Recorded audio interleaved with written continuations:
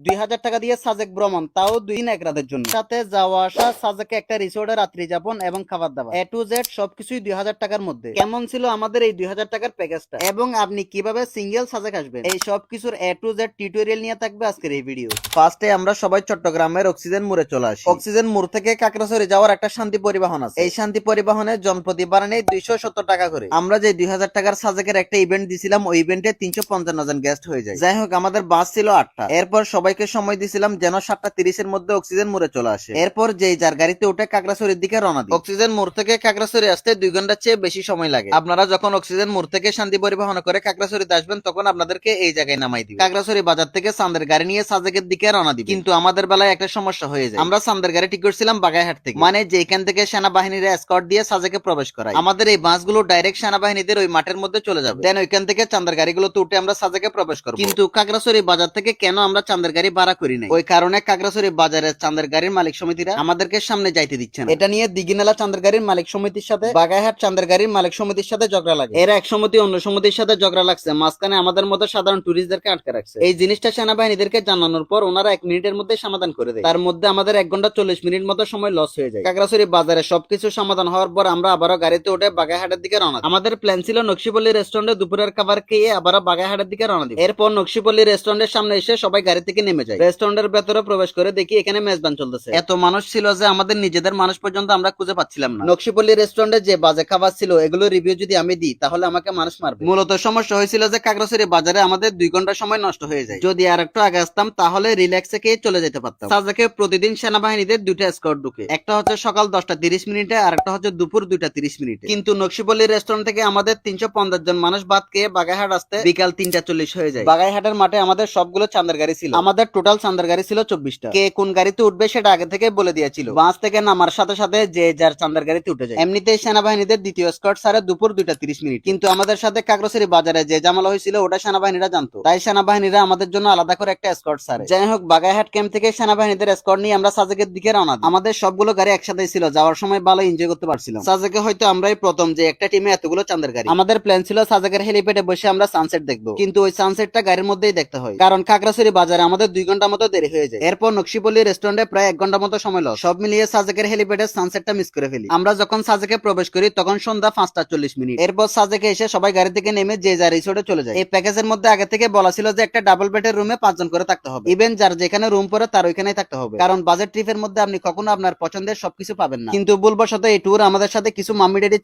চলে আসে, যাদের 2000 টাকা দিয়ে সাজেক ট্যুর এবং সাথে একটা বউ দেওয়ার কথা ছিল, কিন্তু সেটা আমরা দিতে পারি না। যাই হোক, আমরা যে যার মতো রুমে গিয়ে ফ্রেশ হয়ে যাই। ফ্রেশ হয়ে এবার সবাই সাজেকের রাস্তায় চলে আসি চায়ের আড্ডা দেওয়ার জন্য। সাজেকের বাসের চা এটা কিন্তু অনেক ফেভারিট। রাতে আমাদের সবার জন্য ছিল পরোটা আর বারবিকিউ। একটা রেস্টুরেন্টের মধ্যে সবাইকে একটা টাইম বলে দেয়, ওই টাইমের মধ্যে যে যার মতো খেয়ে চলে যায়। সাজেকে রাতের বেলায় গানের আসক্ত থাকবে। রাতের বেলায় গানের আড্ডা শেষ করে যে যার মতো শুয়ে পড়ি। সাজেকে মূলত আসে সবাই সকালবেলার ভিউটা দেখার জন্য। সাজেকে আপনি 2 দিকের মেঘ দেখতে পারবেন, এক পাশে হচ্ছে ইন্ডিয়ার মিজোরামের ভিউ, অন্যদিকে বাংলাদেশের ভিউ। এবং সাজেকের প্রতিটা রিসোর্ট থেকে ভালো ভিউ আসে। রিসোর্ট নিয়ে কনফিউজড হওয়ার কোনো কারণ নেই। আপনি চাইলে একদম সকালবেলা ঘুম থেকে উঠে প্রতিটা রিসোর্ট ঘুরে ঘুরে দেখতে পারেন, কারণ প্রতিটা রিসোর্ট থেকে আলাদা আলাদা ভিউ দেখা যায়। রিসোর্ট থেকে ভিউ দেখা শেষ করে আমরা যে যার চান্দের গাড়িতে উঠে যাই। চান্দের গাড়িতে উঠে রওনা দিই সাজেকের কংলাক পাহাড়ের দিকে। আমাদের টিমে যতগুলো মানুষ কংলাক পাহাড়ের উপরে ছবি তোলার জন্য মারামারি বাজায় যাওয়ার অবস্থা। আর ভাই সাজেকের কুত্তাগুলো এত পরিমাণ সুন্দর কি আর বলবো। ইচ্ছা করে কয়েকটা কুত্তা বস্তা বেঁধে নিয়ে আসি। কংলাক পাহাড় ঘোরাঘুরি শেষ করে আবারও হেঁটে হেঁটে কংলাক পাহাড় থেকে নেমে যায়। এরপর গাড়িতে উঠে আবার আমাদের রেস্টুরেন্টের সামনে চলে আসি সকালের নাস্তা করার জন্য। সকালের নাস্তায় থাকে ডিম আর বোনা খিচুড়ি। সকালের নাস্তা শেষ করে ওইখানকার স্থানীয় পোলাপানদের সাথে কিছুক্ষণ ক্যারাম খেলি। যে যাই বলুক না কেন ওইখানকার স্থানীয় পোলাপানরা অনেক ফ্রেন্ডলি। আমাদের রুম চেক আউট ছিল সকাল 10টায়, সেই জন্য রুমে এসে সবাই ব্যাগ ট্যাগ গুছিয়ে ফেলি। যখনই ব্যাগ গুছাচ্ছিলাম তখনই সকাল 10টা, তখনও পর্যন্ত আমাদের রুম থেকে সাজেকের ম্যাগগুলো দেখা যাচ্ছিল। যাই হোক, ব্যাগ ট্যাগ গুলো গুছিয়ে এক জায়গায় রেখে আমরা সবাই চলে আসি সাজেকের লোসাই গ্রাম। লোসাই ছেলে মেয়েদের একটা পোশাক আছে, চাইলে এটাও আপনারা পড়তে পারবেন। এটার জন্য 100 টাকা দিয়ে টিকিট কাটতে হবে। 100 টাকা দিয়ে টিকিট কাটলে ওরাই আপনাদেরকে ওই পোশাকটা পরাই দিবে। আমার একটু আনিজি লাগতেছিল তাই আমি ওইটা পরি না। যাই হোক, এরপর প্রবেশ করি লোসাই গ্রাম। লোসাই গ্রামের ভেতরে এদের পুরানো সবকিছু ইতিহাস ধরে রাখার চেষ্টা করছে। যেমন এই জায়গাটার নাম জলবু, এখানে সব অবিবাহিত ছেলেরা থাকতো এবং গ্রামে কেউ নতুন আসলে সে এখানে বিশ্রাম নিত। আর এই জায়গার মধ্যে গ্রামের সব বিচারগুলো হতো, আর এখানে সব লোকজনরা বসে বিচারগুলো দেখতো। এদের জীবনযাত্রা, এদের ঘরবাড়ি সবকিছুই দেখবেন। ওনাদের এখানে জুমঘর গুলো অন্যান্য জুমঘর থেকে একটু আলাদা। এখানে একটা দোকানদার ছাড়া দোকান আছে যেখানে আমার সুর বন্ধুদেরকে একদিন নিয়ে আসবো। সাজেকে এসে যদি সাজেক 0 পয়েন্ট একটা ছবি না তুলি তাহলে তার সাজেক ট্যুর অসম্পূর্ণ। বাংলাদেশের সবচেয়ে উঁচু মসজিদ হচ্ছে সাজেকের এই মসজিদটা। সাজেক আসলে অবশ্যই এখানে একবেলা নামাজ পড়ে যাবেন। সব ঘোরাঘুরি শেষ করে আমরা রেস্টুরেন্টের দিকে রওনা দিই। আমাদের দুপুরের খাবারের মধ্যে ছিল ব্যাম্বু চিকেন, আলু ভর্তা এবং সবজি। সাজেকের ব্যাম্বু চিকেনটা কিন্তু অনেক মজাদার। খাওয়া দাওয়া শেষ করে আমরা সবাই রেডি হয়ে বের হয়ে যাই, কারণ সাজেক থেকে 2:30 পুলিশের স্কোয়াড আমরা সবাই রওনা দিই। এরপর যে যার গাড়িতে করে আসছিলাম সে তার গাড়িতে উঠে যায়। চাঁদের গাড়িতে উঠে বাগাইহাটের দিকে রওনা দিই। এই চাঁদের গাড়িগুলো অনেক অদ্ভুত। এই গাড়িগুলোতে নেই কোনো লুকিং গ্লাস। স্টার্টিং পয়েন্টটা সেই 1993 সালে, কিন্তু এই গাড়িগুলোর গতি নিয়ে কেউ কমপ্লেন দিতে পারবে না। আর আমাদের গাড়ির ড্রাইভার ছিল একজন মানবতার ফেরিওয়ালা। রাস্তায় যে কোনো গাড়ি নষ্ট হইতে দেখলে আমাদের ড্রাইভার নিজে নেমে ঠিক করে দিত। যাই হোক, বাগাইহাট মাঠে আমাদের সবগুলো বাস দাঁড়ানো ছিল। চাঁদের গাড়ি থেকে নেমে যে যার বাস উঠে যায়। বাস উঠে চট্টগ্রাম শহরের দিকে রওনা দিই। এই ইভেন্টটা যে গ্রুপ আয়োজন করছিল সেই গ্রুপের লিংক আমি কমেন্ট বক্সে দিয়ে দিব।